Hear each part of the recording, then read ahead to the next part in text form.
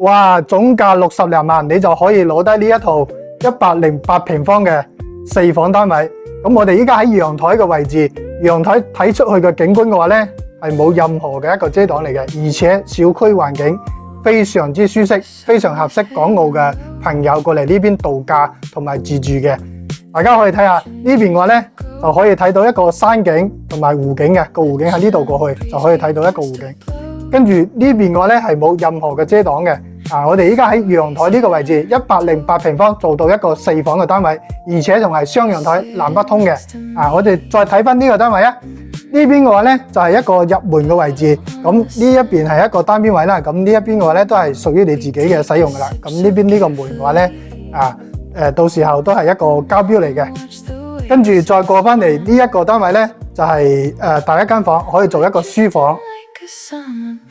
大家可以睇一睇下呢一個陽台同埋呢一邊雙陽台嘅一個設計，非常之通透嘅呢個戶型。跟住咧呢邊又可以睇翻小區嘅園林環境啦，亦都可以睇到呢邊嘅山景嚟嘅。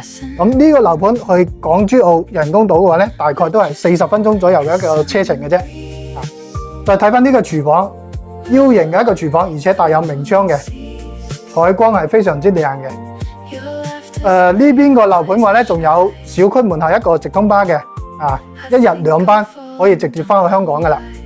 呢個係一個南向嘅房間，可以做一個客房，而且佢嗰個空間感非常之大嘅。呢邊咧就係一個公共衛生間，呢個第3個房。